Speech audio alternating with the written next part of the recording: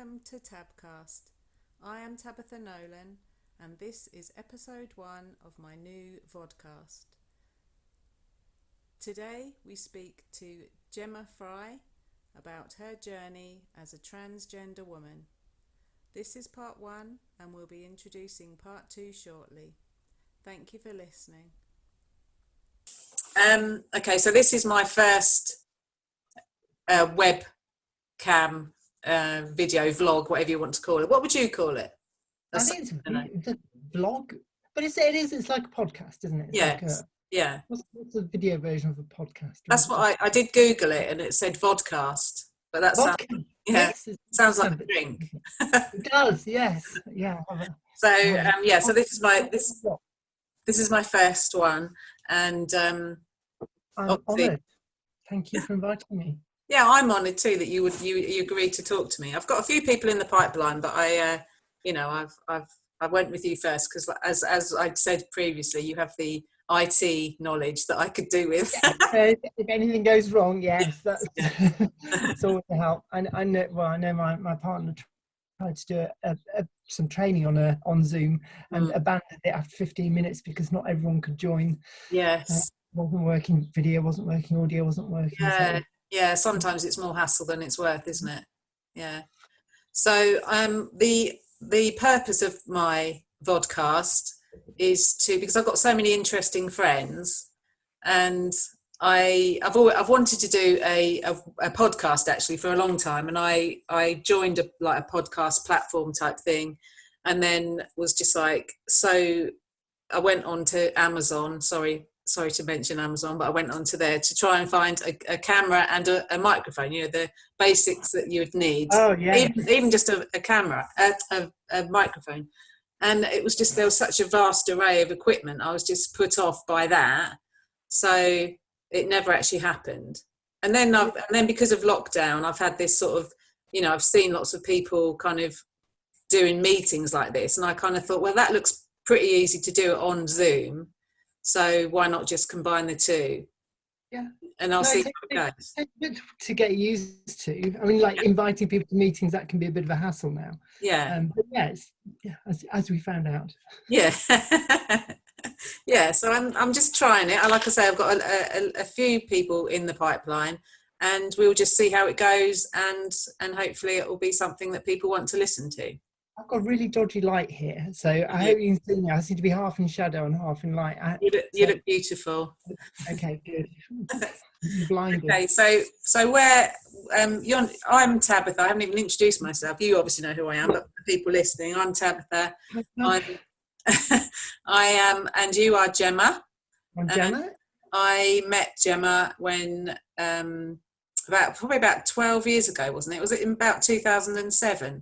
It was that long ago. Yeah. Oh, yeah. So I met Jemma at a club, and we hit it off straight away, didn't we? We did. We had so much fun. It was Nova, wasn't it? It was where? Sorry? Over or Swavesey or someone like that. Yes, I think it was over. Yeah. So I was intrigued by you when I first met you. What drew you to me? I still am intrigued by you. I don't know. I just think you looked very open. You just looked to me like the sort of person that I wanted to speak to. But I knew there was something about you. I knew there was something about you that I needed to find. I needed to know about. So me being me, me being me, I had to come and be nosy. You did, and you came and you were nosy, and it was a lovely evening, as I remember. That was just It was lots of fun. It's a shame that club's closed down now. Oh, is it? Oh, it is, yeah. And then we just kind of kept in touch, didn't we? Mm-hmm. And my last, I mean, it's become one of those friendships where it just happens in the background on Facebook, and occasionally we reach out to each other. But occasionally you'll break my laptop for me, and yes, that was the last time we met. Yeah, laptop and ended up making it worse. I'm so sorry about that. You reminded me on our pre-chat. You reminded me about that. I'd forgotten about that.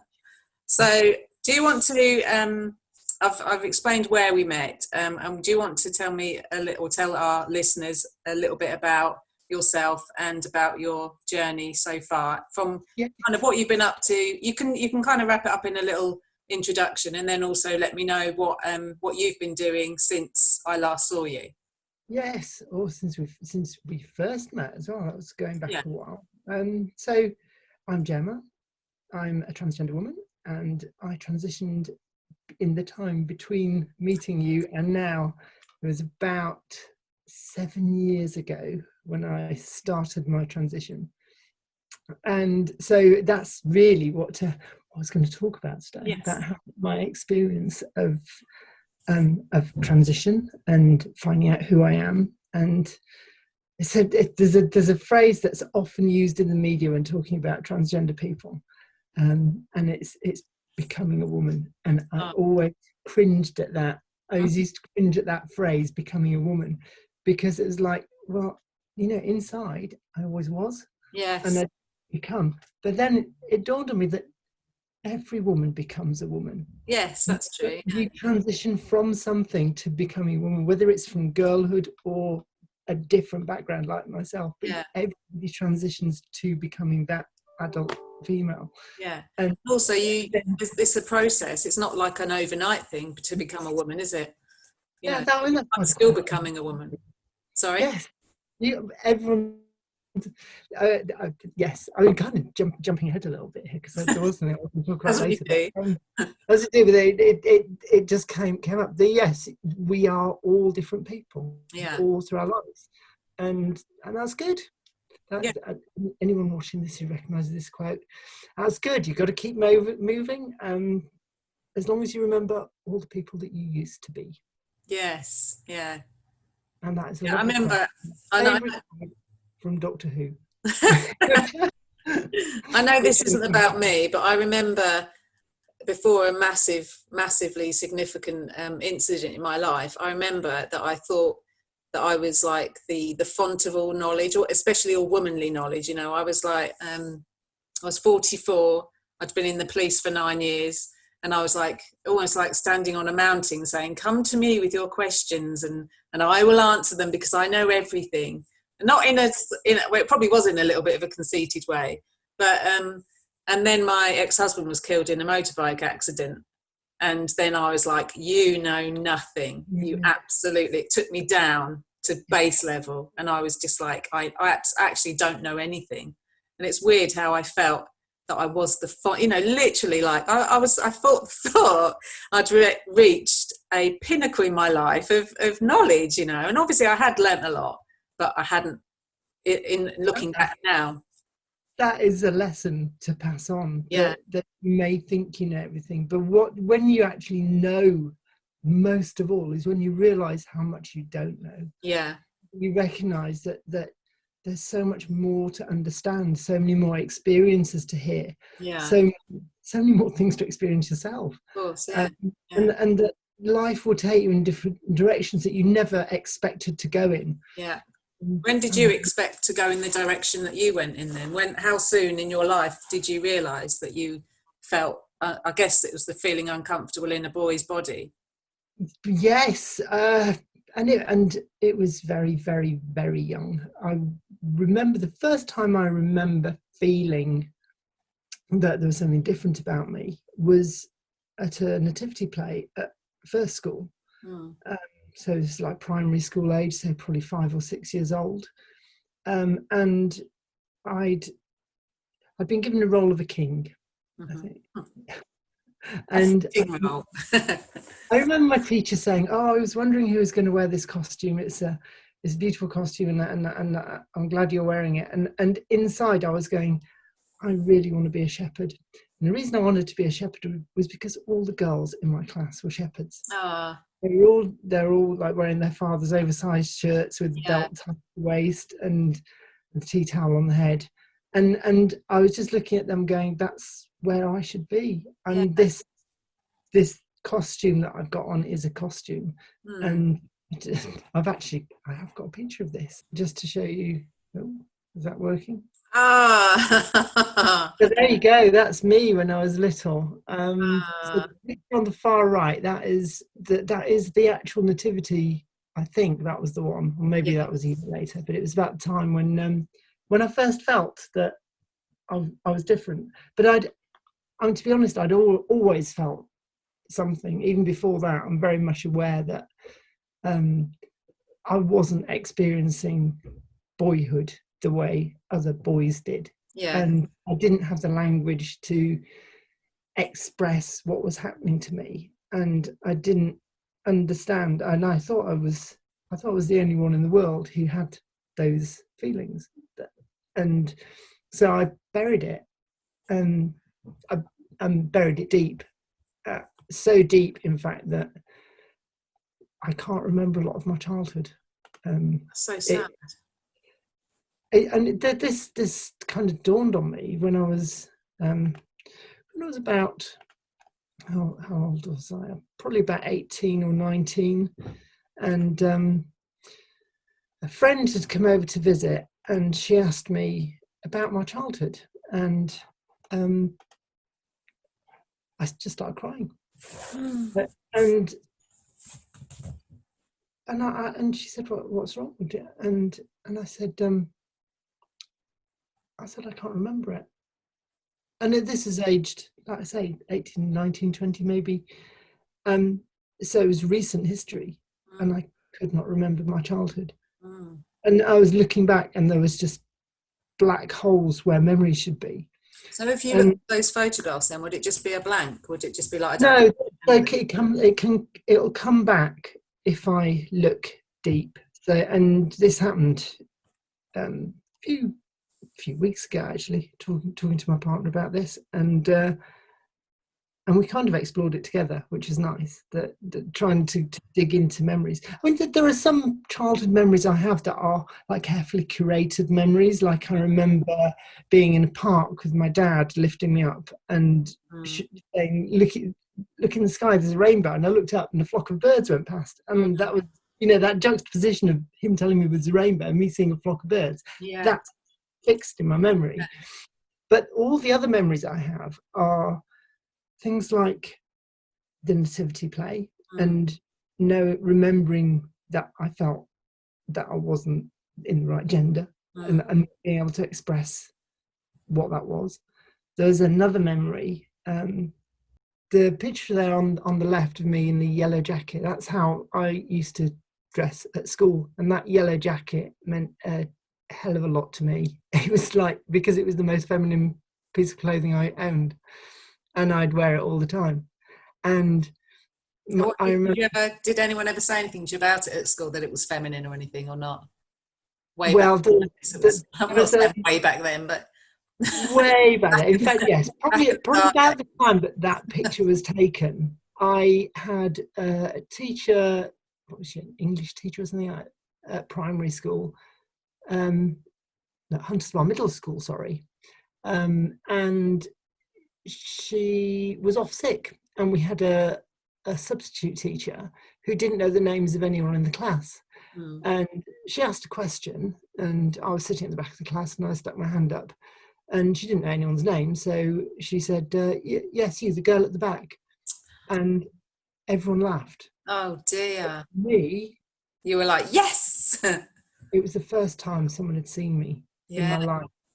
Wow. It was the first time someone had seen through the mask that I'd learned to put on. And that's such a young age to be wearing a mask as well, isn't it? Yeah. That's your childhood, where you should have been. And I think that's why there are so many gaps in my childhood memories, and it's because I wasn't me. I wasn't developing into the person. I was learning how to put on a mask. I was learning how to give off an artificial persona that would stop people seeing the real me, because I didn't want them to see that I was really a girl, because everyone saw me as a boy, and I thought that they'd think I was mad, that they'd ridicule me. I was so afraid of that exposure that I didn't want to.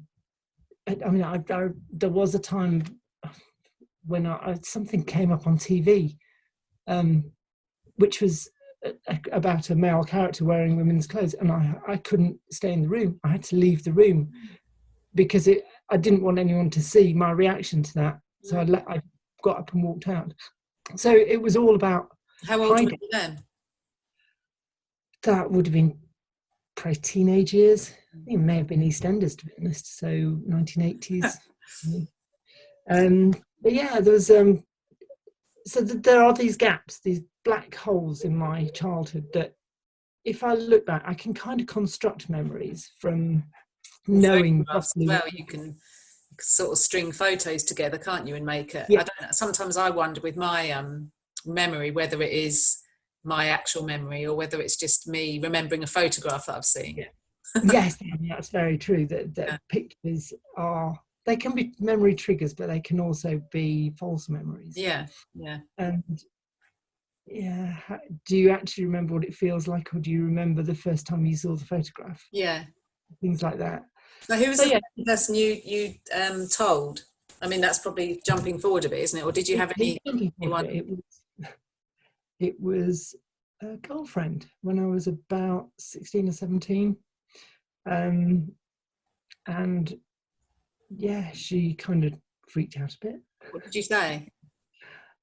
I don't know, because I think I probably said something like, I probably didn't say I felt like a woman. I probably said I like to wear women's clothes, but because it was almost like I was identifying as transvestite, because that was the only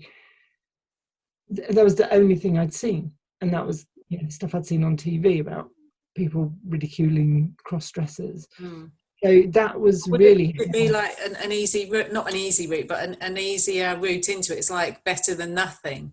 Yeah, but it was almost also that I had no access to any resources. I mean, today we have the internet, we have lots of stories in the media about it, whether they're positive or negative, and there's a lot more understanding about it. But back then, in the 70s and 80s, there was nothing. I remember the first time I heard about transsexual people was Caroline Cossey, the actress in James Bond movies, Bond girl, and it was like, wow, that's me. And it was, I recognized that, and it was so hard to kind of to see what the press was doing to her, that they basically exposed her. She was stealth, as they say. She hadn't revealed her history, and the press got wind of it and published in the newspapers and kind of exposed her in the histrionic way that British media does. Yeah. And seeing what happened to her just made me bury it even more. Yeah. You wouldn't go into that lion's den, would you? No. So that I suppose the other thing. When did Life of Brian come out as well? Life of Brian. There was the scene with Loretta, the transgender woman who was a character in the movie. Yeah. And John Cleese has a line in that where he says something about it being a struggle against reality, and that line haunted me for decades. And it's almost like when I first went to see a gender clinician, which was probably 2012, they have to do a psychiatric evaluation first of all to see whether there's any other cause for the dysphoria you're feeling. It might be, could be some kind of multiple personality disorder or something like that. So they have to discount all that first. So I was interviewed, given a psychiatric evaluation, and this is one of the things that came up. So it's actually in my psychiatric evaluation is this story about how I watched Life of Brian, and how that line, symbolic of his struggle against reality, was the line that stopped me from transitioning, because it was like, you will be ridiculed. Yes. It's not real. It will be artificial. You'll never be able to be. Feel right. Yeah. And that had such a significant impact on me. Such a trivial line in a throwaway comedy movie, and it stopped me transitioning. It was the fear, wasn't it? It's the seed of fear in you. That Absolutely, it was, did. I don't know. You asked when it came out. I can't remember because I haven't actually seen it. Good movie. It is a good movie, despite that. I mean, You know what? I have so many gaps in my movie history. People don't believe it that I haven't seen. I haven't seen any. I don't even think I've seen any Doctor Who that you oh love my so much. word! I know. Oh, I don't know if we're who's friends. in the interview now? I'm I'm not a big going to introduce television you. watcher. I'll, I'll introduce you to Doctor Who. You're Try me. okay. So looking back on Life of Brian, I still love the movie, and Mm, there is that kind of conflict between it had such a negative impact on my life, yes. but I also see it as a really funny film. I Mm, really enjoy watching it, even that scene. And yeah. I kind of go back and I look at that and I go, well, who was the figure of fun there? Mm, And the figure of fun wasn't Loretta. no. The characters were poking fun at Loretta, but Yes. Loretta herself had dignity. Yeah. And there were a couple of characters who supported, one who was just asking questions openly about why do you want to be Loretta? Yeah. Yeah. Another one who said, well, why don't we support Loretta in her struggle to be Loretta? No. And that kind of brought home that it's not just about the person and how they're treated by society at large. It's that there are allies in society. There Yeah. are people who will have your back. Yeah. But the That weird thing is that you didn't see that at the time. didn't. You just saw No. the negative. Yes. Yeah. And looking back, it's given me that opportunity to reevaluate that Yeah. and come to terms with it and be able to enjoy the movie. Yes.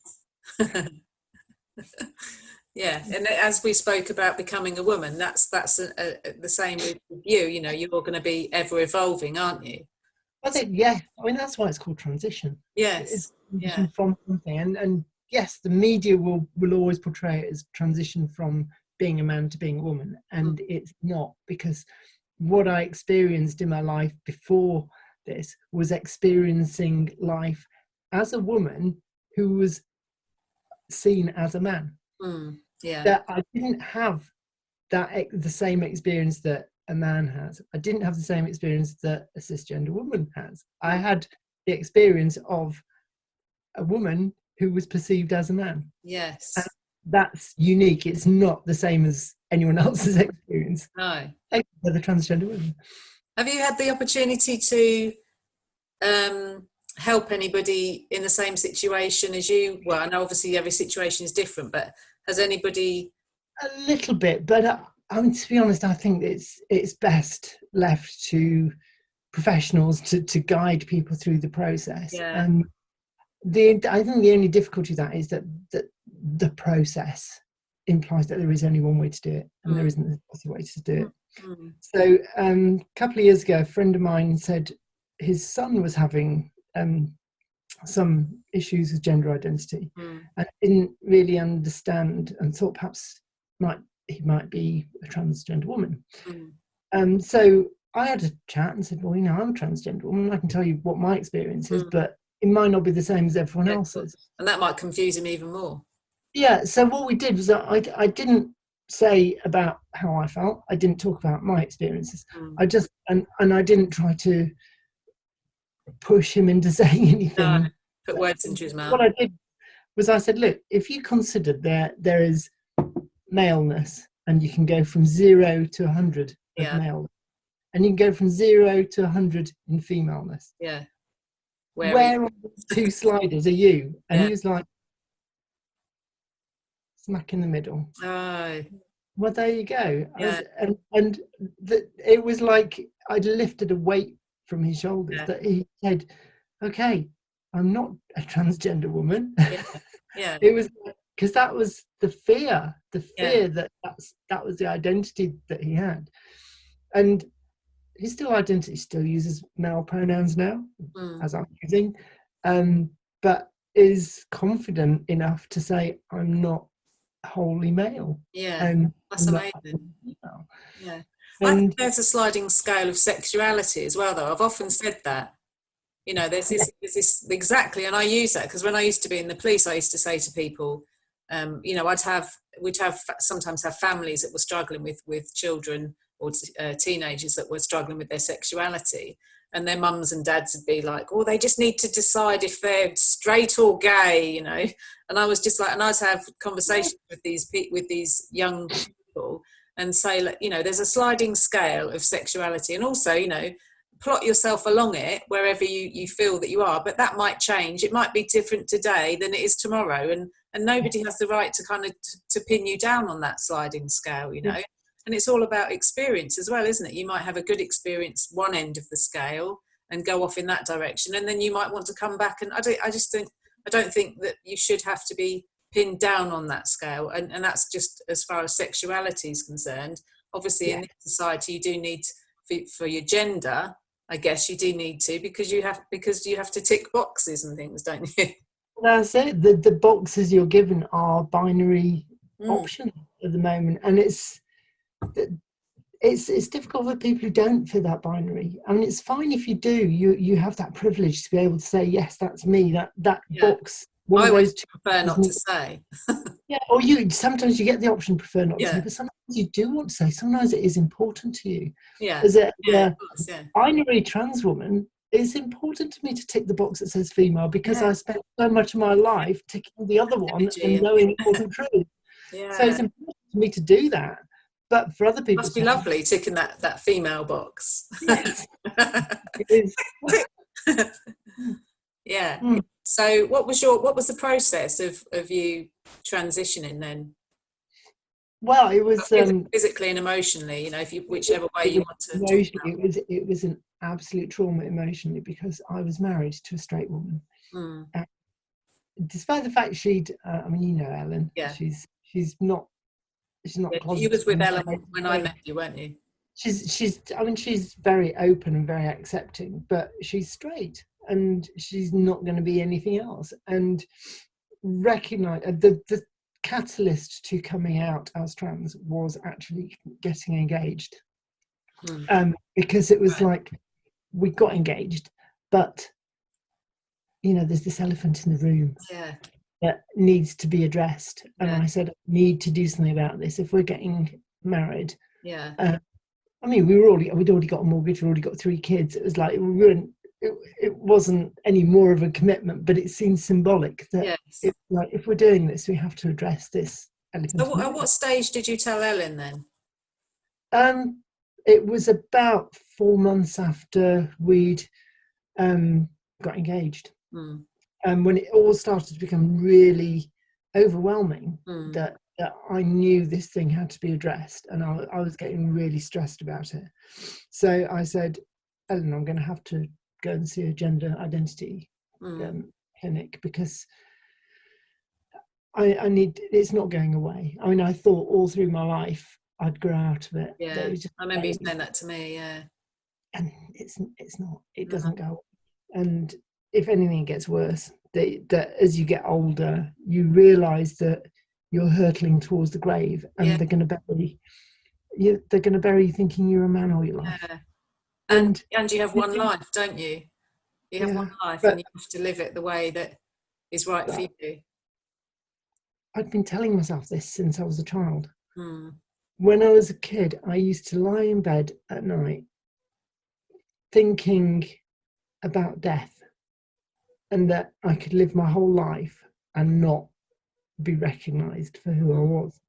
And the way that manifested as a child wasn't quite as eloquent as that. It was, and this is going to be hilarious to you, it was, when I die, what's going to happen to my penis? That was the question in my head as a child, because that was symbolic of maleness. Yeah. Thing that symbolized maleness. Yeah. And after death, it would still symbolize maleness. Yeah. And even I must have been 10 years old when that happened to me. That I would frequently lie in bed at night, fantasize that, you know, my parents wanted a girl and that they'd asked the surgeon to put a penis there, or that they were going to talk to me in the morning. They tell me that, you know, I was actually a girl, and this was my thoughts before I went to bed every night. Yeah. And I know. it never spoke to anyone about it, a single soul, until I was about 16. That's dark. That's 16 So, yeah, years of 16 years of hiding. yeah. It was a childhood gone.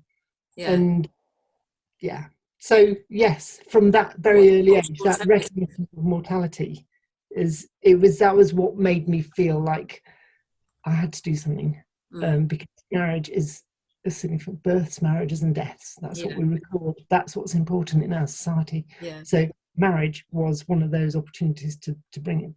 And we did talk about it, and Ellen was in bits. I mean, it devastated her, and I'm not. I can't underplay how serious and how significant it was to her that she felt her life had been ripped away when I said that.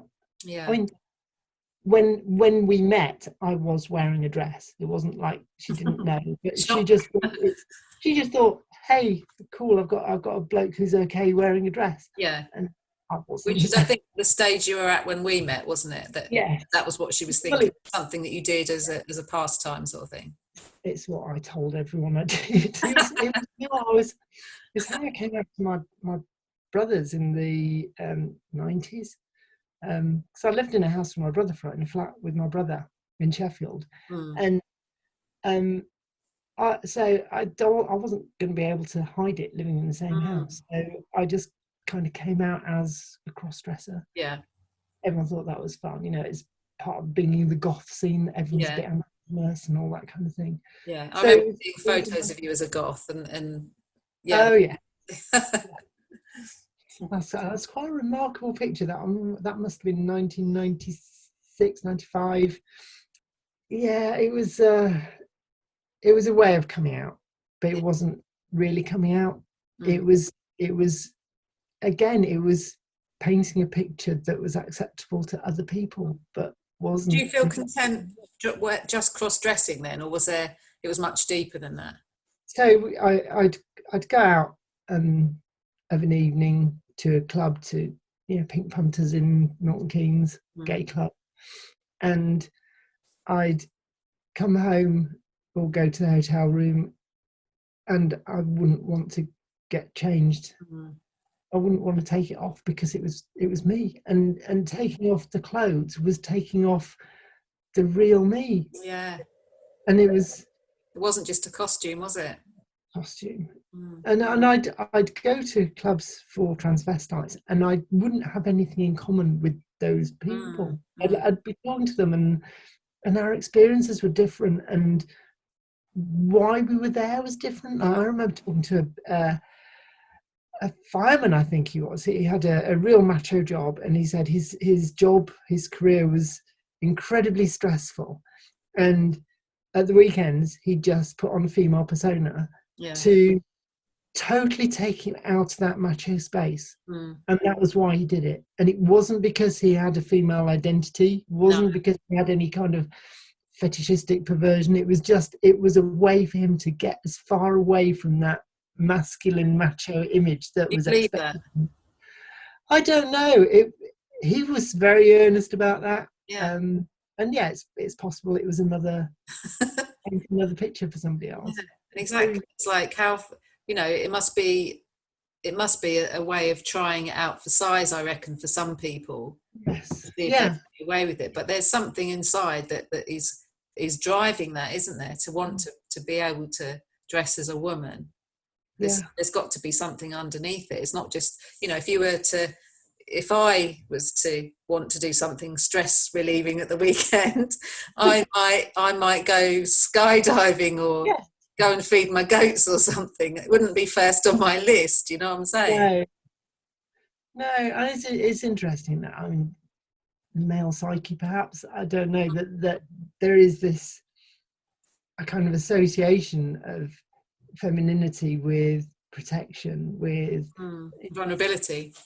Yes, and it is patriarchal. It is perhaps misogynistic in a way, but it is that these roles that we overlay on genders. Mm.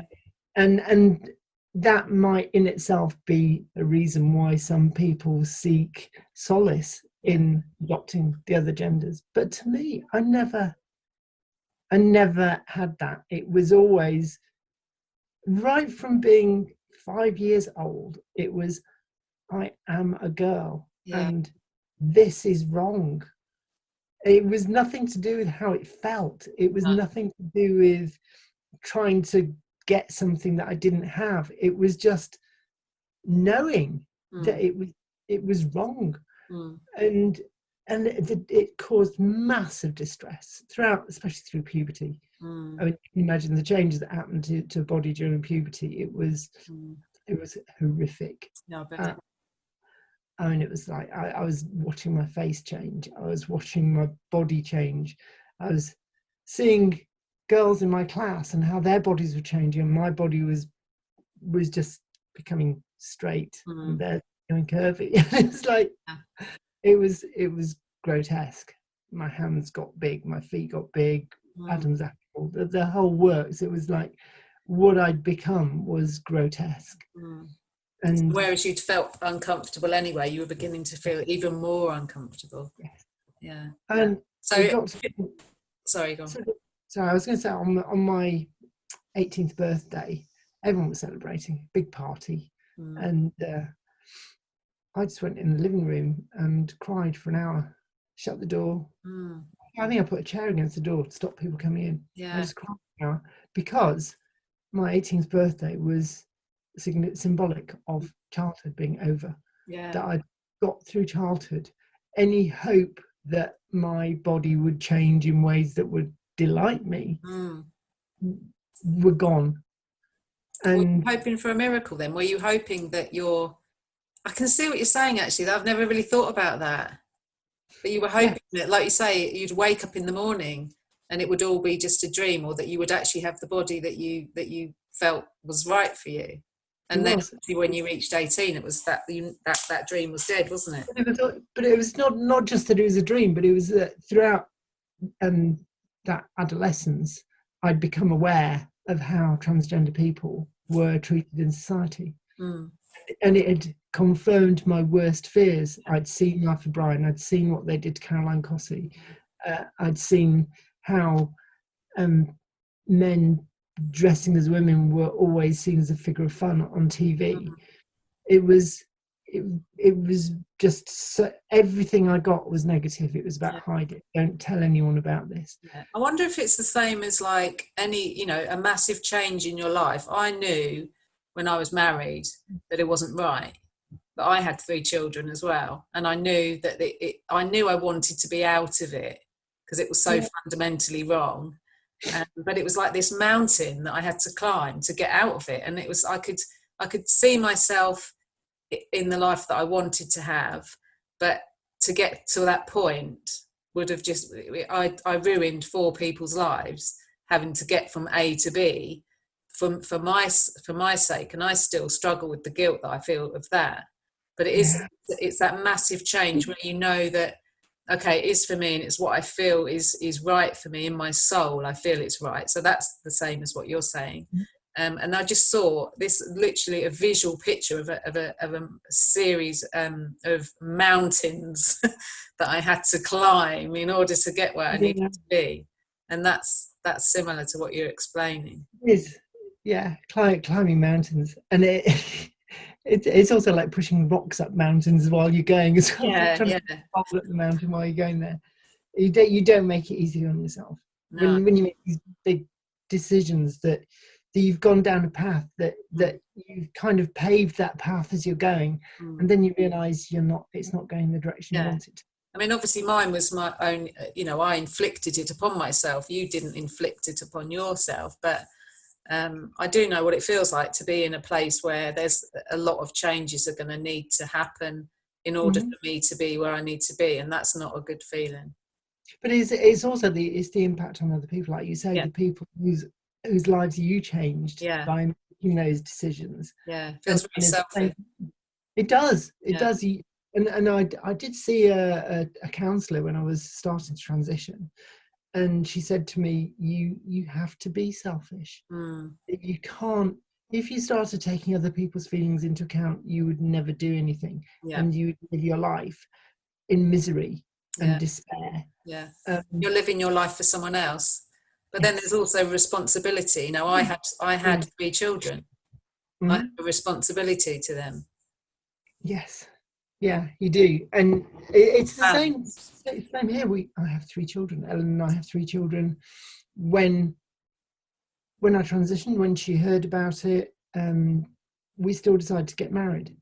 And you know, that was a mistake with hindsight, because I mean, she knew she was straight, I knew she was straight. At the time, we hadn't even considered whether I would go for gender reassignment surgery. That was just not on the horizon at the time. It was just, I have to transition. That was all it was. So it was a decision that we kind of took by default, that we'd written the email cancelling the wedding. We were about to send it, and I said to Ellen, I can't hit send. And she said, I can't either. So I was like, well, we're getting married then. Yeah. And so we did. Be okay. Yeah, it was a bad decision. And you know, but then if you'd have sent the email, then would, you know, I think the relationship would have ended there and then. I think what we did instead, because we got married, and you know, I think we'd still have had to consider what happens with the children. And because we tried to make it work, and we've, you know, things happened and we're now not together anymore. We're going through an annulment, which is something that I can do because I'm transgender. But we're still living together. We're still bringing the kids up together. But you know, we're living in different rooms. We have different bedrooms. We have different partners. And that's brought its own stresses and challenges.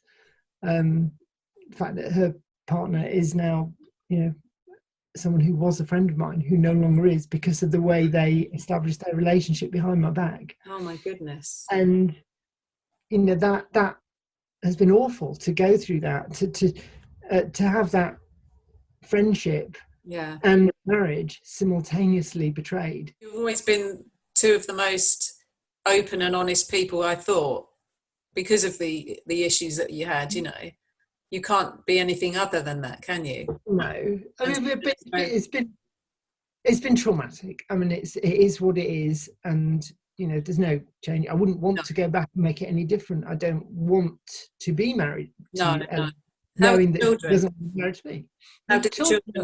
How did they go with the? I have asked you this question before, but I'm sure it'll be something that people listening will want to know. What did the children think when? How did you tell them, and what did they think when you told them that you were transitioning? So, of the 3 kids, they must have been about 8 years old when I first broached it. And Abigail, who's the youngest, is she's the one that's most mature, and she was back then as well. So I said to her, I mean, they knew I presented in female ways. Sometimes they'd seen me; they weren't fazed by that. And so I said, you know, I was going to do that permanently, and how would she feel about it? And she just cried. She started crying straight away. And then a bit later, she came to me a few days later, and she said, I've thought about it. I wouldn't mind at all. It was like, it'd been a shock straight away. But then when she'd gone away and thought about it, she thought, oh, actually, no, that's all right. I don't mind that. You know what, though? The fact that she took her time to come back to you, that's the good stuff, you know. She didn't just give you a knee-jerk reaction. No, she thought about it. That's really why I talked to her about it. And because I knew she'd do that. I knew she'd be the one to give it some depth of thought. What about the twins? The other 2, they were fine. Elliot, I think he most felt the loss of a dad. I think Elliot probably felt, and that was hard. Even though you're completely the same person, it's you know, it's just a Yeah, I can see what he's saying. It was, I mean, after transition, they still carried on calling me Dad. Did they? And they did. Do they And now? no, What no. do they call you now? Mostly Jem. Yeah. Although sometimes I get Mum. Sometimes I do get Mum. Sometimes I get Mum too. And sometimes I get Spare Mum. Oh, that's sweet. Which I love. I love To Spare be Mum. called. Spare Mum's my favourite. But usually it's just Jem. Yeah. So there are a couple of occasions that were quite amusing. One was we were on holiday at what was it? One of these retreats, Centre Parks retreats, I think it was. We're in the swimming pool, waiting to go down the slide. Yeah. And Elliot comes running up behind, joins the back of the queue, and there's a few people between me and him. Yeah. And he goes, "Oh, Dad, I'm here." I'm like, "Oh, I'm wearing a bikini." I was like, And the other time was even worse than that. It was actually in the ladies' toilet. Bless your heart. Abigail and Emily in the ladies' toilet at the cinema, and they didn't have any paper. It's like, Dad, can you pass me paper? What do you say to people when that happens? You smile sweetly. Smile sweetly, yes. It's like, no, I can't do. So anyway, I did have to text me. I said, as much as it pains me, you can't call me Dad anymore. In You have public. to. Yeah. So they just all resorted to call me Jem. Although I do love it when Abigail calls me Mum too to her friends, and Emily calls me Mum sometimes because she knows I like it. Yeah. But I'm not Mum. Ellen's Mum. Ellen's the one who carried them. I don't want to take that away from her. So Jem is fine. Yeah. Oh, bless her heart. I love her honesty and the way she tells her story. Thanks for listening to part 1. We're processing part 2 at the moment, so come back soon and you'll be able to listen to part 2 of Tabcast, the vodcast. Thanks for listening.